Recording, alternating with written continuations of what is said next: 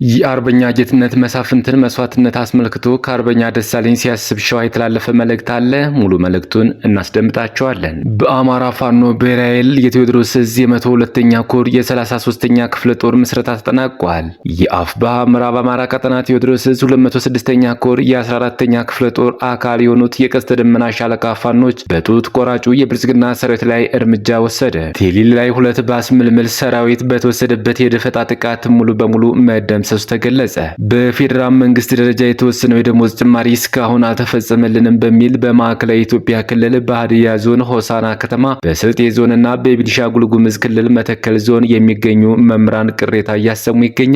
ስለ መጪው ምርጫ ሂደትም ሆነ የጊዜ ሰሌዳን የተመለከተ ውይይት ከመደረጉ አስቀድሞ የኢትዮጵያ መንግስት በ7 መሰረታዊ ቅድመ ሁኔታዎች ላይ አፋጣኝና ተጨባጭ እርምጃዎችን እንዲወስድ 9 የተቃዋሚ የፖለቲካ ፓርቲዎችና አንድ የፓርቲዎች ስብስብ ጠየቁ። ከመጨረሻው ድረስ አብራችሁ ተቆዩ። እነዚህና ሌሎች ያልተሰሙ መረጃዎችን በዝርዝር እናስደምጣችኋለን። የሚዲያችን ተደራሽነት እንዲበዛ ቪዲዮ ላይክ፣ ቻናሉ ሰብስክራይብ እና ሼር እንዲሁም ኮሜንት መስጫ ሳጥን ድል ለአማራ ፋኖ የሚል አስተያየት እያስቀምጣችሁ አብራችሁን ሁኑ። እነሆ ወደ መረጃችን ገባ። የአርበኛ ጌትነት መሳፍንትን መስዋዕትነት አስመልክቶ ከአርበኛ ደሳለኝ ሲያስብ ሸዋ የተላለፈ መልእክት። አርበኝነት በደም የሚወረስ የታሪክ ስንቃችን ነው። አርበኝነት ፈሪዎች የማይደርሱበት የጎበዞች መንበር ነው። አርበኝነት ከራስ በላይ ለሀገርና ለሕዝብ ለታሪክና ማንነት የሚዋደቁ የተመረጡ ዋጋ የሚከፍሉበት ህያው የታሪክ ገጻችን ነው። እኛ አማራንን ስንል ከሀገር ሰሪው ታላቁ የአማራ ሕዝብ አብራክ ስለወጣን ብቻ ሳይሆን እነዚያ ጥቁር ሰው መሆኑን በክንዳቸው ለዓለም ያስተማሩት አርበኞች የግብር ልጆች መሆናችን በተግባር በማሳየት ነው። አርበኝነት የትውልድ ቅብብል ውጤት ነው ስንል በእኛ ዘመን ከፊት ምሳሌ የምናደርገው የትግል አባታችን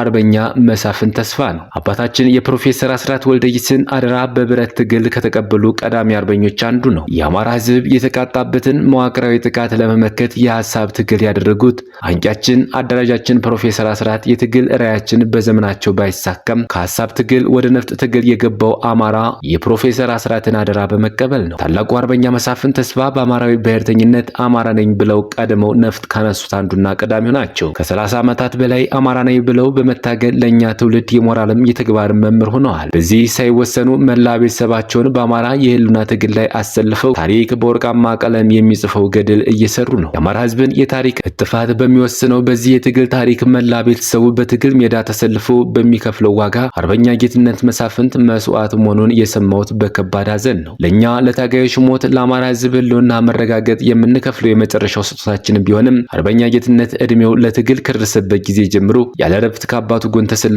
የከፈለው ዋጋና ከዚህም በላይ የሚጠበቅበት ታጋይ መሆኑን ስናስብ ህልፈቱ ከባድ ሐዘን ፈጥሮብናል። ቢሆንም በዚህ መራር ዋጋ እየተከፈለበት ባለ ትግል የአርበኛ ጌትነት መሳፍንትና ሌሎች ሰማዕታት የትግል አደራ ከግብ ለማድረስ የትግል ቃል ኪዳናችን እናድሳለን። ትግላችን እስከ ቀራንዮ ነውና በእኛ መስዋዕትነት ታላቁን የአማራ ህዝብ ለዘላቂ ድል እናበቀዋለን። በመጨረሻም ለድርጅታችን አፋብኃ የበላይ ጠባቂ አርበኛ መሳፍንት ተስፋ ቤተሰቦቹ እና መላው የትግል ጓዶቹ ልባዊ መጽናናትን እመኛለሁ። ህልውናችን በተባበረ ክንዳችን።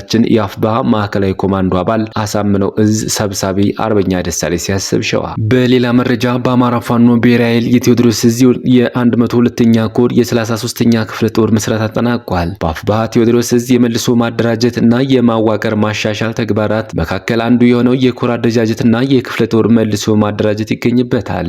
ክፍለ ጦሩ በ5 ሻለቃ የተዋቀረ ሲሆን ለቀጣይ የህልውና ትግል ዝግጁ መሆናቸውን የክፍለ ጦሩ የሻለቃ አመራሮችና አባላት አረጋግጠዋል። የክፍለ ጦሩ መልሶ ማደራጀት ስራው በአርበኛ እሸቱ ጌትነትና በአርበኛ እስቲበል አለሙ አስተባባሪነት ተጠናቋል። በሌላ ዜና የአፋብኃ ምዕራብ አማራ ቀጠና ቴዎድሮስ 206ኛ ኮር የ14ኛ ክፍለ ጦር አካል የሆኑት የቀስተ ደመና ሻለቃ ፋኖች በጡት ቆራጩ የብልጽግና ሰራዊት ላይ እርምጃ ወሰደ። የአፋብኃ ምዕራብ አማራ ቀጠና ቴዎድሮስ 206ኛ ኮር የ14ኛ ክፍለ ጦር አካል የሆኑት የቀስተ ደመና ሻለቃ ፋኖች የግዳድ ተብሎ በሚጠራ ቦታ ላይ ውጊያ በማድረግ በጡት ቆራጩ የብልጽግና ሰራዊት ላይ ድልን ተቀዳጅተዋል። ከቀዳምን ተነስቶ ወደ ደብረ ኤልያስ ወረዳ ለመሻገር ያሰበውን ኃይል ለመቀበል ከደብረ ኤልያስ ከተማ ተነስቶ የመጣውን ጠላት ጀግኖቹ የቀስተ ደመና ሻለቃ ፋኖች የግዳድ ቀበሌ ላይ በመጠበቅ ጥቃት በመፈጸም 6 የጠላት ኃይል የተመሰሰ ሲሆን 11 ያሉ ከባድ ቁስለኛ ሆነዋል። የመጣው ጠላትም ሙትና ቁስለኛን ተሸክሞ ወደ መጣበት ተመልሷል። መረጃው የቴዎድሮስ ዕዝ 206ኛ ኮር 14ኛ ክፍለ ጦር ህዝብ ግንኙነት ኃላፊ ነው። ቴሊሊ ላይ 2 ባስ ምልምል ሰራዊት በተወሰደበት የደፈጣ ጥቃት ሙሉ በሙሉ መደምሰሱ ተገለጸ። በምዕራብ አማራ ቀጠና ቴዎድሮስ ዕዝ ጎጃም አገው ምድር ክፍለ ጦር ቴሌሊ ዘንገና ብርጌድ አማካኝነት ከአዲስ አበባ ወደ ባህር ዳር ላይ ይንቀሳቀስ በነበረ ከ30 ባስ በላይ አዲስ ተመራቂ መከላከያ ሰራዊት ላይ በተወሰደ የደፈጣ ጥቃት ሁለት ሙሉ ባስ ሰራዊት ከጥቅም ውጭ ሆነዋል። ህዳር 2 2018 ዓ.ም ከቀኑ 9 ሰዓት ላይ ከቴሌሊ ከተማ አቅራቢያ በቴሌሊ ዘንገና ብርጌድ ነበልባሎች በተደረገው ተኩስ በወራሪው ሰራዊት ላይ ከፍተኛ የሆነ ሰብአዊና ቁሳዊ ኪሳራ ደርሶበታል። በተወሰደው እርምጃ ሁለት ባስ ሙሉ በሙሉ ከጥቅም ውጭ ሲሆን ከውስጥ የነበሩ ሙሉ የመከላከያ ሰራዊቶችም እስከ ወዲያኛው ተወግደዋል። ጡት ቁረጥ አማራን አጥፋ ተብሎ በግዳጅ ታፍሶ ሰልጥኖ የሚላከው ኃይል ካሰበበት ሳይደርስ በነበልባሎቹ አንገት እየተቀላ የአሞራ ቀለብ እየሆነ ይገኛል። ጠላት ምንም እንኳን ከቴሌሊ ቡሬ ያለውን መንገድ ሙሉ በሙሉ አጅቦ ለማሳለፍ ሙከራ ቢያደርግ እንከን የለሾቹ የቴሌሊ ዘንገና ብርጌድ ነበልባሎች ተስቦ በመግባት አጃቢ ቱልቱላዎች ጨምሮ ሁለቱን ባስ ሙሉ በሙሉ ሰራዊት አስወግደውታል። ቴሌሊ ዘንገና ብርጌድ ለተከታታይ 2 ቀናት እያደረገ ባለው ጥቃት ያለምንም ጉዳት የጠላትን ቅስም በመስበር ከፍተኛ ድል ተቀዳጅቷል። ይህ በእንዲህ እንዳለ የተወናበደው ኃይል በመንገድ ያገኘውን ሰው ሁሉ በተኩስ እያባረረ በቅርቡ የተገኘውን እየረሸነ ይገኛል። ትናንት ባደረሰው የንጹሃን ጥቃት ከ5ቶቹ ውስጥ 3ቶቹ ሕክምና ከገቡ በኋላ ህይወታቸው አልፏል። ፋኖቹ ከመቱን ንጹሃኑን የቴሌሊ ህዝብ እንረሽናለን በማለት በይፋ እያስፈራሩ የቆዩት ወዳደር አድማ ብተና ትናንትም ዛሬም ጥቃት በሰነዘረባቸው ቁጥር የንጹሃን ህይወት መቅጠፍ ቀጥለዋል። ስለሆነ መሸነፍን ያረጋገጠው መጠጊያ የለሽ ቡድን ይዞ የመውደቅ ዓላማ ስለያዘ ተኩስ በተከፈተበት አጋጣሚ ህዝቡ ራሱን እንዲጠብቅ እያልን የወጣለትን የህልውና ትግል ከግብ ሳናደርስ የማናፈገፍግ የቁርጥ ቀን ልጆች ነንና ጥቃቱን አጠናክረን የጠላትን አከርካሪ እየለየን መምታት የምንቀጥል ይሆናል።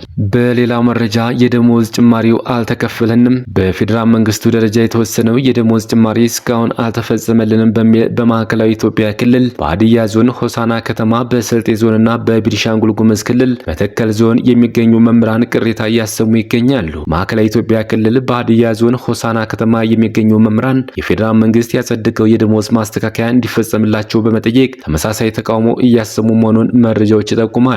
የቅሬታ በዚህ ክልል በስልጤ ዞን ስልጤ ወረዳ በሚገኘው ኮኖ ሁለተኛ ደረጃ ትምህርት ቤት መምህራን ካነሱት ተቃውሞ ጋር ተመሳሳይ ነው። የኮኖ ትምህርት ቤት መምህራን የዞኑ አስተዳደር እስካሁን ምንም አይነት የደሞዝ ጭማሪ አላደረገልንም ሲሉ ተቃውሞ ማሰመታቸው ይታወሳል። በተመሳሳይ በቤኒሻንጉል ጉሙዝ ክልል በመተከል ዞን የሚገኙ መምህራንም ተመሳሳይ የደሞዝ ጭማሪ ጥያቄ በማንሳት ተቃውሟቸውን እያሰሙ መሆኑ ተዘግቧል። የመንግስት ዋና ዓላማ በሀገሪቱ የሚታየውን ከፍተኛ የዋጋ ግሽበትና የኑሮ ውድነት ለመቋቋም እንዲቻል የመንግስት ሰራተኞችን የመግዛት አቅም ማሳደግ ነበር። ነገር ግን በሆሳና በስልጤና በመተከል ዞኖች እንደታየው በፌዴራል ደረጃ የሚወሰኑ ውሳኔዎች ወደ ክልል ዞንና ወረዳ ወርደው ተግባራዊ ሲሆኑ የአፈጻጸም መዘግየት ወይም የበጀት ክፍተት ሲያጋጥም እንደዚህ ያሉ ቅሬታዎች እንዲቀሰቀሱ ያደርጋል። ቅሬታው በ3 የተለያዩ ዞኖች መከሰቱ ችግሩ በአንድ አካባቢ ብቻ የተወሰነ ሳይሆን የውሳኔ አፈጻጸም ክፍተት በስፋት ሊኖር እንደሚችል አመላካች መሆኑን ተንታኞች ይገልጻሉ።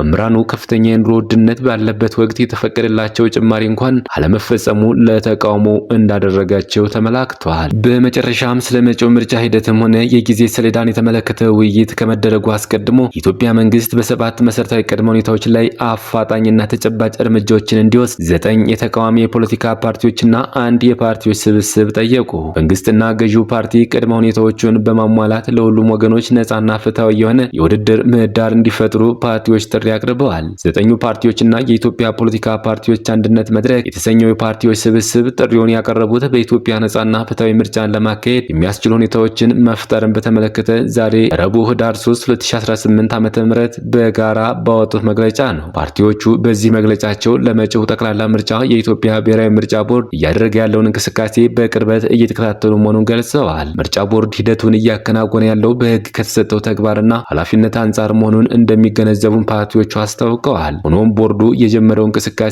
ለምርጫ አስቻይ ሁኔታዎች መኖራቸው ባልተረጋገጠበት እየተደረጉ ያሉ በመሆኑ ጥረቱ ሁሉ ትርጉም አልባ መሆኑን በግልጽ መናገር እንፈልጋለን ሲሉም ፓርቲዎቹ በመግለጫቸው አስፍረዋል። 9 ፓርቲዎች በዛሬው መግለጫቸው የ2018 ዓ.ም ጠቅላላ ምርጫ ባለፈው ጊዜያት ከተካሄዱት የተለየና አስተማማኝ ሰላም ለመገንባት የሚያስችል እንዲሆን ምቹ ሁኔታ መፍጠር አማራጭ ሳይሆን ቅድመ ሁኔታ መሆኑን አጽንኦት ሰጥተዋል። ክቡራትና ክቡራን የቻናላችን ቤተሰቦች ለሰዓቱ ያዘጋጀናቸው መረጃዎች እነዚህ ምስሉ ነበር። ሌላ የመረጃ ሰዓታችን እስክንገናኝ ድረስ የዩቲዩብ ቻናላችን ሰብስክራይብ፣ ሼር እንደዚሁም ላይክ እያደረጋችሁ ጠብቁን። ቸር ያገናኘን። መልካም ቆይታ